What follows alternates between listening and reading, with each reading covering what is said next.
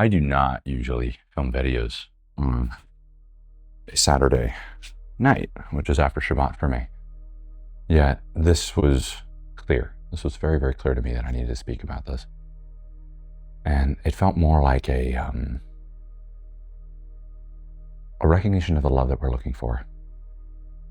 A lot of my recent videos have been about development and wounds that a mother gives a child and a father gives a child, the broken family. And I think it's important to understand this, because the power that an individual develops when they create a personal connection with their emotions, as in that they are theirs to feel and experience, the process of that is healing of the wounds that have been inflicted on them.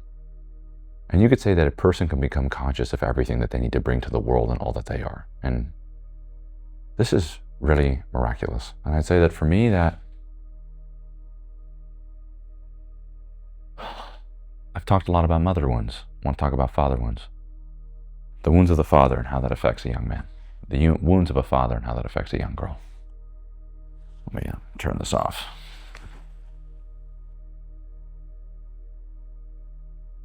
I'm going to immerse myself deeply into this video. Got some chalk on me. I'm here after a beautiful Shabbat, a restful Shabbat. And so much changed since my trip. Almost been 2 weeks.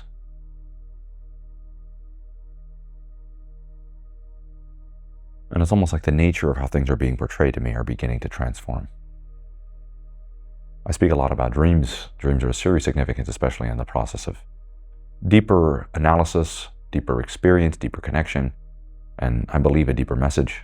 The dream being at the core of life, being what animates every individual, what will guide you throughout, and will reflect what is true through it. And you could embody that truth. Yeah, the wounds of the father. I've been doing a lot of work on myself recently, no shocker. And talk about the masculine side. I don't really get an opportunity to talk about the masculine side. And I realize that, I'll just say my story.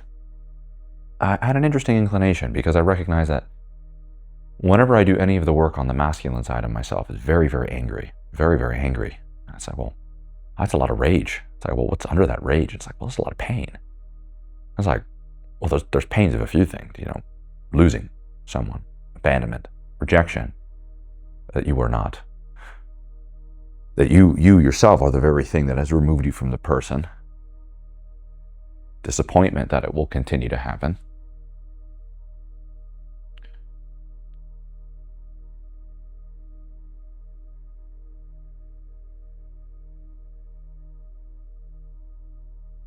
it's interesting because I haven't really spoken about my own issues from my perspective as a man. I've inherently directed a lot of it towards women, and I don't think that's a benefit to me. I also don't think it is to women either, because there's this quote, and it's going to really help you, and this is the best thing I can tell you throughout your own video. This whole video is that your emotions are your own. Your wounds are your own. What happens when a person can allow themselves to experience their own emotions, their wounds, and their own experiences collectively is that they preserve the integrity of the person. And when a person does that, they get very, very clear about where they stand in relationship to others. And there's a steadiness, because that person has clarity, and there's clarity of themselves. And they have the ability to recognize that you immediately give power to anybody else that is responsible for the feelings that you're experiencing. And when you become an adult, what you really learn how to do is learn how to experience these emotions for yourself, and to recognize that they are not the thing that you need to avoid, and that they're actually pointing to a much larger picture of your life and a path that you can walk. And so it serves a function. And not in the function of the sense of it being utilitarian, but at its core, there is something that is speaking to you, and the conversation itself is the place where you develop a connection. And so that being the basis of the masculine. And so a lot of what I've been recognizing, especially with the current state of the world and where it's at, is a lot of the conversations are circulating around a particular thing being the enemy, when the only way that you can help a society and a people, and even individually a person, is to elevate their consciousness in relationship to what they experienced, which means that they will become fortified through whatever incorporation of reality, even if it traumatized them. So there's an upward aim. And when there's an upward aim, there's a person that can recognize the strength that they are given through the challenges in their life. And then the challenges of life no longer become something to avoid, but to recognize what exactly these things are pointing to. But ultimately, being able to recognize what fulfills you deepest is also what serves you most. And with that as a starter, last night was very interesting. It was full of dreams. And for me, the dreams are very different because I've been noticing in my dreams, I know this might sound interesting, there would be a girl, or be a series of girls. And every time I'd bring the girls into the intimate space, they would reveal either male genitalia, or they would slowly transition into men throughout the course of the dream. And, it's a different conversation, not about sexual orientation. But when you begin to understand the language of dreams, you start to understand that they communicate through they communicate through stories. And when you become really connected to your humanity, which is to be a storytelling creature in every way, you can identify, you see it, you experience it, and you tell your own story through your own expression. And that's why art's so valuable, and every human being is deeply creative.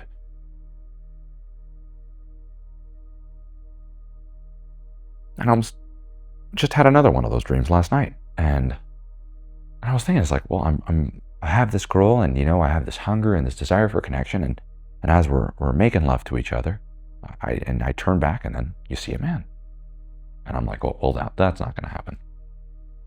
And the dream continues. I'm in this big hotel, in Vegas. I'll tell you the dream.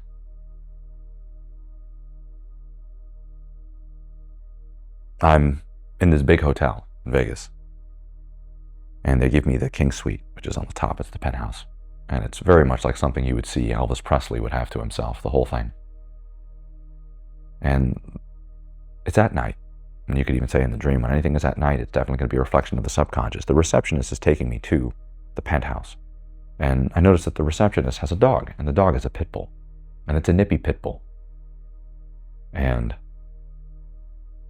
the receptionist tells me that it's a bad dog. And I go, no, it's not a bad dog. And I put my hand out, and it starts to nip. Not enough to draw blood, but enough for you to pull your hand back and retract. And the receptionist goes, look, bad dog. I then look back at the dog and I go, well, wait, he's trying to communicate something. There's something, he's in pain. The dog's in pain. It was a pit bull.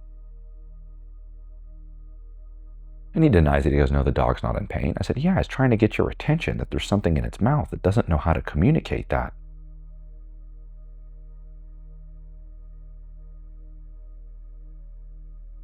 I'm taken upstairs to the penthouse. The receptionist disregards the situation. As I'm up there, I see my ex-girlfriend. And there was a healing experience in the sense that I wanted to know that she was doing well, that life has treated her well, that she's been blessed in life, that she's let go, that she's forgiven, that she's grown. And I asked about her father. And her father was a big drinker. We start to engage intimately with each other, and we take each other to bed, and as we do, she's from a woman, she transforms into a man. And as she does, I go, whoa, whoa, that's enough. I'm not going to continue this. So instead, what I do is I throw a party in my penthouse. And this big party in the penthouse and all of these people coming in. I'm in room 410. And there's this one girl that I know, and she's this very pretty blonde, Jewish pretty blonde. Not really sure where to kind of see how we interact with each other, but I come up to her and I tell her, hey, we keep bumping into each other and we have this chemistry. Do you want to explore that? But like, let's talk about it like as if we were aware of it, opposed to like we talk around it. She goes, oh, well, you got me. I'm also in the room 406. She gives me her number. I have this whole penthouse to myself. The thing that I'm thinking about is how can I get this girl in the bathtub? That'd be nice because you could throw footballs on the sides of that bathtub. We're texting back and forth. She's being sexual and flirtatious. I'm being sexual and flirtatious. And she then says, oh, no, not tonight. I know you're a room away, but not tonight. something interesting about the big party, people coming together, is that there was something about this isolation or what I was left with. I wanted to drown it out, or I wanted to pursue something. And I could tell you one thing, is that at any point I've ever tried to go out of my way to control a situation with a girl, she's never been further away. That's like this inner forcefulness, this inner love seeking. And it's totally natural to look for connection and companionship, but sometimes there's an underlying force behind the behaviors that's a search for love. And I'm using the dream because in a lot of ways, if I were to tell you stories of my life, they would feel a lot like the same thing. And really, this is a whole video about looking for love and the depth of love that we need and how it manifests love and its masculine and feminist representation. So she says, no, not going to happen tonight, but maybe tomorrow. I tell her I'm checking out tomorrow, so I don't know about that. So I go down to the lobby. The lobby is a party scene, people coming in, coming out, checking in, checking out, gambling, playing, partying, dancing. And there's a group of girls. I see a pretty blonde, very similar to the other one, and I tell her to come up to my room, and she's more than down. As we're walking together to my room, I'm wearing nothing but a bathrobe. I have only the best of intentions in mind, and as the girl is following me along, she's slowly starting to transform into a man. And I look at her and I'm like, what? Wait, she went from very pretty blonde girl to Italian hairy man. And then as that happens, I noticed I got lost in the hotel. I'm trying to find the elevator to the top room. And clearly my intentions change of whether or not I think I'm going to be going to bed alone tonight. And I see the pit bull. And the pit bull is still nipping. It's nipping and biting. And here comes the receptionist. Well, here's the bad dog. And I come up to the dog and I get on my knees and I tell it to open its mouth. And it has a shiv in the back of its gun on the right side of its mouth. I wake up. I'm sharing the dream because it's helping me understand something that on an internal level, when you remove the ego from what you have to identify with, you could start understanding what you're really seeking for, that the necessity for love exists for men and women. And the confusions of the heart are typically created when we identify with what doesn't allow us to receive that love. And so I've made so much of this about, the love of the mother. And I've been recognizing for myself and also just for the people that are listening and also my clients, which is, the love of the father is very, very important. And so, with no prior thought in mind, I go downstairs and I wanted to talk with my father. And I wanted to talk to him about his dad. And I said, hey, I know Grandpa Moses. He was a drinker. Tell me about him. And I get to be taken on this beautiful story of his life. His mother passed away when he was very young, actually giving birth to him. He never knew his birth mother. And so he walked around with an aching heart. This search for love, this very thing that, well, it seems to me like things work in this order, that when a man is removed from that love himself, they live without it for themselves and have a hard time giving it to others. And so many people are looking for that love from the masculine. They're looking for that love from the feminine. And I'm telling this from the story of looking for that love from the masculine, and I'm able to piece the pieces together. And I asked a little bit about, he would drink all of this time. And as I started to cry because I felt something. I felt this underlying pain. It's a pain that I had in me. And it's like,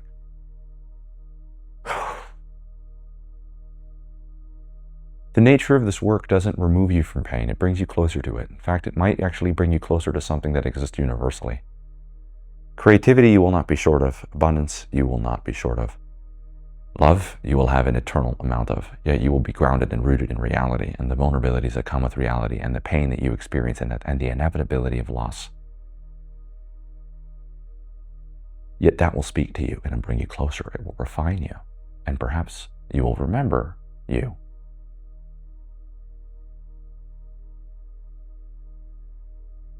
This love from the masculine. A masculine that was removed from it. And I recognize that if women are listening, they could recognize a little bit about the wounds that they have with themselves in relationship to the mother, and a man's wounds in relationship to the mother, and how it manifests into the father. And then eventually it becomes a lack of masculine love to the children. And so here's how it looks. Maternal wound with the father. Now the father has a maternal wound. And then the children now have a paternal wound. And then the children's children have a paternal and maternal wound. And, well, you start thinking about, it's the ability to receive love from the masculine, to receive love from the feminine. And it's like, well, what we're really looking to do is receive love. And we talk about receiving love, we're talking about something that is in reflection of God, the masculine and feminine. What's interesting to hear is that apparently, he was a big drinker, and he was very angry, kind of brooding Welshman. He was loving, or at least the way my father would say it. Yet, his brothers have a different story. His brothers have a story of, we didn't get love from him. He was very, very cold. He was hard to access. And I even start recognizing that in my dreams. It's like, well, when the masculine loves a part of you, it tells you a story. And that's interesting about love, is that love opens you up to that story, and there's just no judgment of it, and it lets you connect with a deeper truth. And as you hear it, it goes a little like this, which is, what you are can do good. What you are is good. And you could see that the manifestation of it can be utilized to create that goodness in the world. And for me, well, in a lot of ways, it's interesting, because to feel loved for my sensitivity, for how deeply I feel,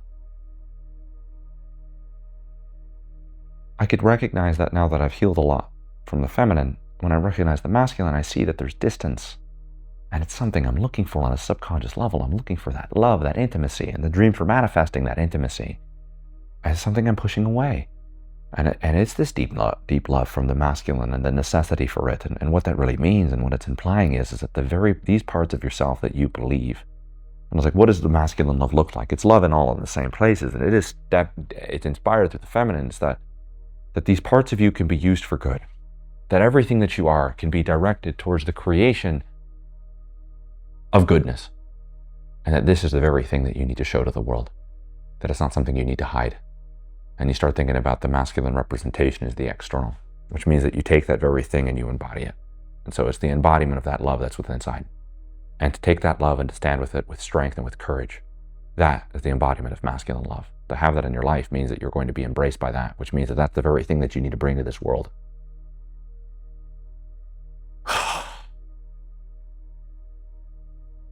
It's beautiful that even when I get to share this with you, that my understanding of this is evolving and changing. And I think that that's exactly because I'm going in the right direction in my life. I'm walking the truthful path. It's the path of my life.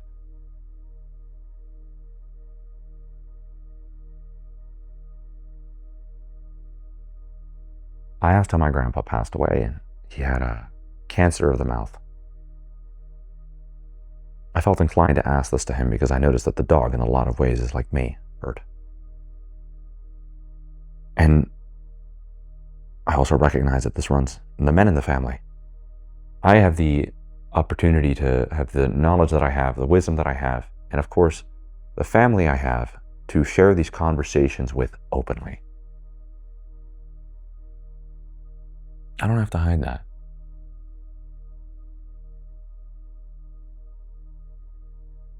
Connecting with this love is a recognition that you could bring these parts of you into the world.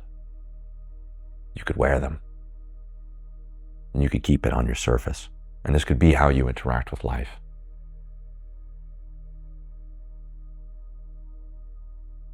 In relationship to this conversation, I have a really deep understanding of development. And in a lot of ways, a lot of parents with children like to work through their own issues through their children. And the problem with that is that they become unconscious of what they're doing to themselves and to their children. And it's like they watch a lot of TikTok videos, and they like to, kind of get the little bit of information that they need to understand it, but they don't apply it to themselves. So you have emotionally unwell people trying to pose or mimic emotionally well people and give space to children that are deeply intuitive to the messages you're really sending, because children are deeply sensitive, which means that you can't give them the mimicked love. You need to give them the real love. And maybe you're not connected to that, and that's a different conversation. And maybe you can give your children the best love that you can, which is the love that you have now. And then actually, as you continue to grow up, maybe you have things to forgive yourself for. But you also have a really deep understanding of where you're at. And it seems to me like this is becoming more common, that we adopt this fake moral, altruistic parental role, even to ourselves, when the one thing that would help us is to be real with the very thing that we're experiencing, because potentially then you could recognize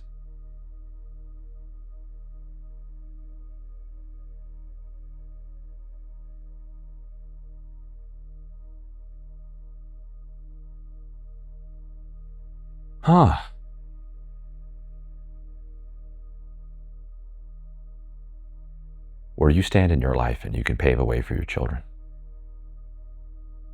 It's the importance of being real. A lot of parents like to adopt the role that as if their children won't pick up on the fact that they're missing something, because what they're missing something, and what love is really pointing to, what love is at its core, is the evolution of the person. And when you talk about the love that you want to give to somebody, it's not just a thing that you have to kind of squeeze yourself into. No, the love is the manifestation of the truth of that person. That's the love.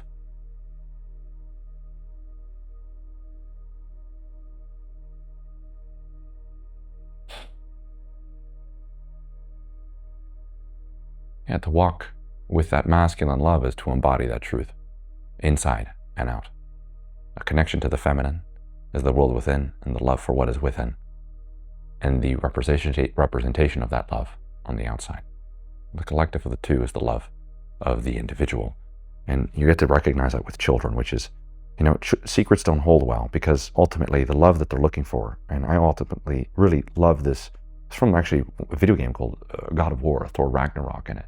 And it talks about the importance of being able to end this vicious cycle for our children's future. And when we talk about our children's future, it's like what we're really letting go of is that we can face these demons within ourselves and recognize the vicious cycle is the elimination of the process of love. And that's deeply natural in life. It's actually reflected. And we talk about the disorder that we need to be up against. And so I'm working through this as I'm speaking, and it has a profound impact on me, because I'm recognizing that the greatest gift that you can give your children is the love that you've given yourself. And the love that you've given yourself amounted to a person that you've become. The more connected you are to that love, the more you manifest your potential in your life, the more that you give your love, not through an action, not through just a word, but through your presence, the very thing that you are, a return to your state of being.